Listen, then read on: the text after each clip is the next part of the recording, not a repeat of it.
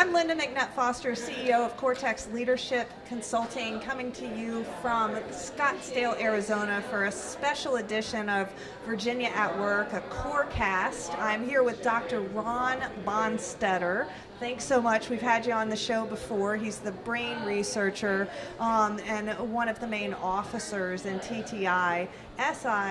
And the conference has been incredibly valuable to learn what's next. You guys are always on the forefront of assessment work. So tell me a little bit from a brain research, from your position, what are you excited about that you're working on or diving deeper in?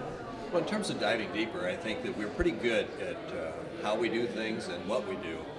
I would say that in diving deeper, we're really working on that why.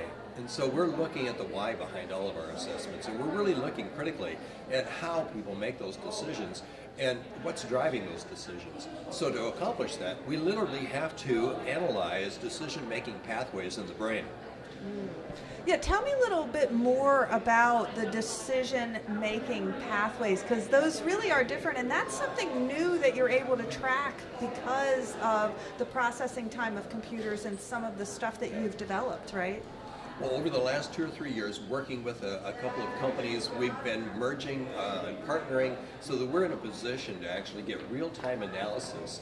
As you're filling out an assessment, we're actually able to analyze, and for research purposes only, we're not doing this for the general public, but we're able to actually analyze as a person fills out an assessment and see the pathways of the decision-making in their brain.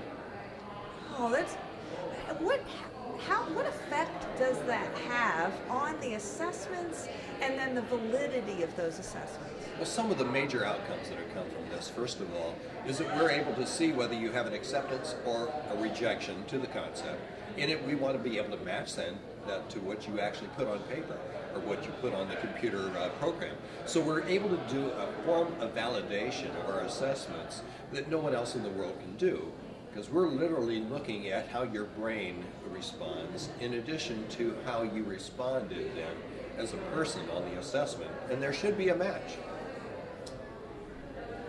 What types of things that you do in the way that you're processing the information from a user perspective that really creates that validation? So what I hear a lot when people are taking the DISC and Motivators, like they get the report back and go, how did you know me in 50 questions? Like they almost, for some of them, it's so astonishing. Part of that is the magic that's going on behind the scenes in that analysis. First of all, we ask multiple questions that are related to the same thing. So we have internal validation that's going on in the assessment. In addition, we have learned through our cognitive neurological studies that a human being is more attuned to what you're not than what you are. And so that concept of what you're not is weighted differently. We're able to actually do a better assessment because when you tell us something that you do not like, it actually is a stronger answer than when you tell me something you like. And we have to weight that differently. Which is why it's so hard to create different mindsets for people, isn't it? Because they can kind of describe so clearly what they don't want, but then when you ask them, I'll ask a client or a company, so what do you want? It's almost like they go blank. Well, it is. It's very difficult for people to do that. We really, and it's a survival component. We really have learned through millions of years to be aware of what we need to be aware of. Avoidance and what could be a problem is built into our biology. So we really have that well worked out in our decision-making pathway. Right. So what are some things that differentiate TTI from other assessment companies? Just real quick, like 1 or 2 or 3 things that people need to understand about the assessments when they're taking a TTI one versus other companies. I think the number one is that we recognize right up front that an assessment is in itself inadequate in describing anyone.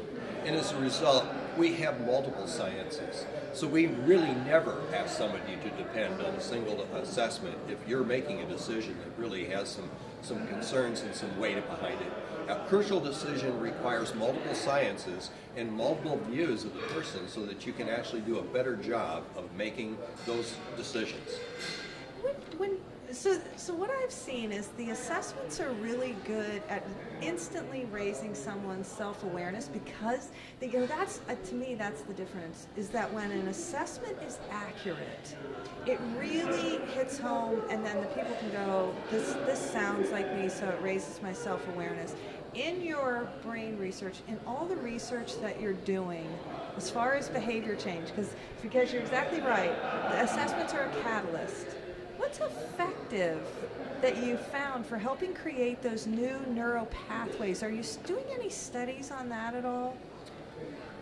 Well, a number of things come to mind when you say this. First of all, knowledge is power. And so the fact that we're able to actually give information to a person and give voice to those gut level feelings that they've either not been aware of or have been aware of but never really been able to articulate is the first step in really changing behaviors and modifying and adapting for situations. So we're able to do that with our reports. I think the other thing, though, is that people are starting to realize that the brain is like a musical instrument, and when properly tuned and you use it accordingly, and you can literally change the music. You can change your brain. Wow. What is the most effective thing for changing the brain? What's the best way to change a habit? Because I think you get the assessment back, and there's some cold, hard realities. If you come back as a driver, you know what I realized? Tone. Tone, the tone that you use with different behavioral types. So if I'm a driver and my tone is very assertive, with another driver, we actually like it. Get to the point, let's go, we're taking action. But the tone of voice, that a driver uses with a supporter, that alone, that the words aren't even landing. So talk to me a little bit about that, because boy, is it hard to change your tone as an adult. It is. Again, awareness is step one, but awareness is never an excuse. So recognizing the tone that you have as a natural style is very crucial first step. The next step then is to identify the tone of others and to adapt so that you actually are in rhythm and working in unison rather than fighting each other. I had somebody ask me that was a brand new person to the conference, brand new to DISC. I said, well, I really like to know what somebody is as quickly as possible so that I can adapt to them and their style, so I can treat them the way they want to be treated. And she said, you're never going to be yourself then. And I said, no, I actually think I'm going to be a better version of myself when I can create a rhythm with them. That's not how I described it, but as you talk about that, that's what I'm thinking. Well, I think you're absolutely right. I think that's a cop-out to say that we're not going to adapt for people. If in fact your goal is to communicate, then I think we better figure out how to accomplish that. And if you're only going to communicate with people that communicate like you, and you blow off the rest of the world, then you're really not going to be very effective in your goals. Well, and that's what I was thinking in communicating. Here's the thing, if I'm not adapting to your style, to your pace, to your tone, then you're not hearing me. So it doesn't matter what message I'm trying to get to you. That's absolutely true. It's not landing. No, and I think people need to realize that communication has this yin and yang that is absolutely essential to be effective. Right. I do want to touch on one thing about your company culture, because as an outsider who deals with you from a vendor relationship, you guys supply all my assessments, and by the way, congratulations, 1.2 million assessments, not in the history of your company, but in 2016. Congratulations on that. So you're definitely hitting markers for results. You're being a global leader. But when I interact with the people in your organization, you truly are we're sitting here today. The only reason this is happening is because I walked up to your people and I said, you know what, we have a Virginia at Work series and I would love to do it. And they said, well, what resources do we have?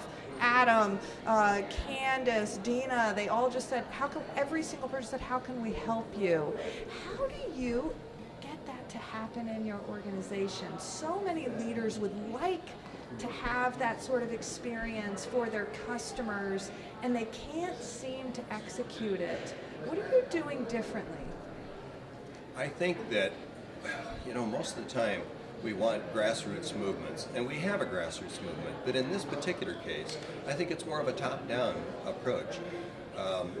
Dave has made it crystal clear in our organization that we are transparent, that when you have a concern, we have rules of engagement that are on our wall. We don't send emails. We don't make sharp messages behind people's back. We deal with people as real people, and we actually have trust level that is a conscious decision every day to what can I do to help build trust. And trust comes from respect. And so we respect each other's ability. We don't all have to be the same. But it's really on our minds constantly that in this building, we're here to make a difference. And to make a difference, we all have to be on the same page with a common vision, and we have to work together with mutual respect and trust. You know, I just want to thank you again. I want to tell you have a beautiful wife, so I'm going to give a shout out to her. This has been a phenomenal conference to attend, and I know it's because of your leadership, Dave's leadership, the entire leadership team to put this on. Thank you for the work that you're doing to help us understand ourselves better, and for leaders to be able to understand their teams better that they have such an impact on. So thank you, Dr. Ron. So this is Lynda Foster, CEO of Cortex Leadership, here in Scottsdale. Not a bad job, is it? Virginia at Work, WFXR News.